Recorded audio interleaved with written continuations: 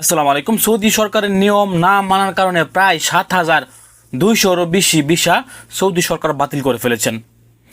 অনেকের ভিসা বাংলাদেশে চলে গেছে, বাংলাদেশে যাওয়ার পর অর্ধেক কাজ প্রায় শেষ হয়ে গেছে। আবার অনেকের ভিসা বাংলাদেশে থাকা সৌদি এম্বাসির ভিতরে গেছে, ওই ভিতর থেকে ভিসা আর আসতেছে না, ওই ভিসাগুলো কিন্তু ক্যান্সেল হয়ে গেছে। প্রিয় সৌদি প্রবাসীরা, আপনারা জানেন সৌদি সরকারের নিয়ম অনুযায়ী এখন থেকে ভিসা তুলতে গেলে কোম্পানি 100% অ্যাকুরেট হতে হবে। কোনো প্রকার দুই নাম্বারি বা কোনো প্রকার জালিয়াতি করে যদি কোনো কোম্পানি ভিসা ওঠানোর চেষ্টা করে, তাহলে কিন্তু ওই কোম্পানির বিরুদ্ধে তারা অ্যাকশন নেবে এবং যে ভিসাগুলো অবৈধ উপায়ে ওঠানো হয়েছে ওই ভিসাগুলোকে কিন্তু তারা ইতিমধ্যে ক্যান্সেল করে দিবে বা ক্যান্সেল করে কিন্তু ইতিমধ্যে দেওয়া শুরু হয়ে গেছে। প্রথম সালানে কিন্তু সৌদি সরকার প্রায় 7,200 ওয়ার্ক পারমিট ভিসা, যে ভিসা দিয়ে বাংলাদেশ থেকে, পাকিস্তান থেকে, ইন্ডিয়া থেকে অথবা যে কোনো দেশ থেকে সৌদি আরবে কর্মী আনার কথা ছিল।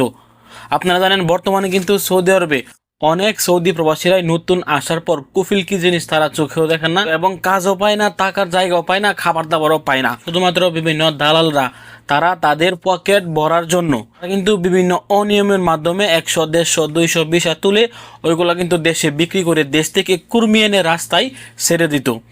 আপনারা হয়তো সোশ্যাল মিডিয়ার মধ্যে প্রায় সময় দেখেন যে বাংলাদেশি কর্মীরা বিভিন্ন সময় পার্কে ঘুমাচ্ছে, থাকার জায়গা নাই, পার্কে ঘুমাচ্ছে বা রাস্তার পাশে ঘুমাচ্ছে। এই সকল বিষয় দিয়ে কিন্তু এই সকল দালালরা এই লোকগুলাকে সৌদি আরবে এনে ছুঁড়ে ফেলে দিত, তারা কোনো কিছুই সৌদি আরবে এসে পেত না। এই কারণে কিন্তু সৌদি সরকার এই মুহূর্তে অনেকটাই কঠিন অবস্থানে চলে গেছে।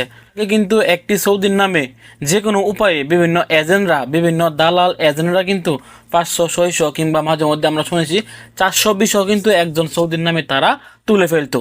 কিন্তু এই মুহূর্তে এই ভিসাগুলি আর কখনোই কোনো ব্যক্তিরা তুলতে পারবে না।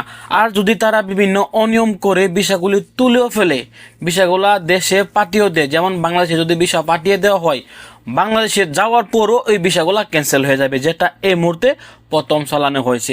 এই আইনটি করার কারণে বা এই সিস্টেমটি সৌদি সরকার করার কারণে আপনার কাছে কি মনে হচ্ছে? এটা কি আমাদের জন্য ক্ষতি হবে নাকি আমাদের জন্য ভালো হবে? আমার কাছে মনে হচ্ছে আসলে এই নিয়মটি করার কারণে আমাদের জন্য ভালো হবে, কারণ আমাদের দেশ থেকে কর্মীরাই কিন্তু বিভিন্ন দালাল বা বিভিন্ন এজেন্সির মাধ্যমে এই সকল বিষয় দিয়ে সৌদি আরবে এসে তারা কিন্তু কোনো প্রকার কাজ পায় না, কোনো প্রকার মালিক পায় না, এমনকি টাকার জায়গাটা পর্যন্ত কিন্তু তারা পায় না। তারা রাস্তার পাশে বা বিভিন্ন পার্কে তাদেরকে কিন্তু রাত্রি যাপন করতে হয়। আমার কাছে মনে হয় আসলে সৌদি সরকার এই সিদ্ধান্তটি নেওয়ার কারণে অনেক প্রবাসীরা তাদের জীবন সৌদি আরবে এসে নষ্ট না করেছে থাকতে কিন্তু তারা বেঁচে যাবে। সৌদি আরবে আসার পর এত টাকা দেওয়ার পর যদি তারা সৌদি আরবে এসে হদিস না পায়, বিষয় কোনো প্রকার মালিকের হদিস না পায় বা কাজের হদিস না পায়, তাহলে কিন্তু তারা এই টাকাগুলো আর দালালের কাছ থেকে উদ্ধার করতে পারবে না। দেশে থাকা অবস্থায় ভিসা ক্যান্সেল হয়ে গেলে দালালের কাছ থেকে তারা এই টাকাগুলা উদ্ধার করতে পারবে। তো ভিডিওটি অবশ্যই শেয়ার করে সবাইকে জানিয়ে দেওয়ার চেষ্টা করবেন। আর কোনো ব্যক্তিরা সৌদি আরবে আসতে গেলে অবশ্যই আপনারা আগে যাচাই বাছাই করবেন আপনি কোন কোম্পানিতে আসতে যাচ্ছেন। ভালো থাকুন, সুস্থ থাকুন। সৌদি আরবের সকল প্রকার আপডেট তথ্য পেতে দূরপ্রবাসের সঙ্গে থাকুন। আসসালামু আলাইকুম।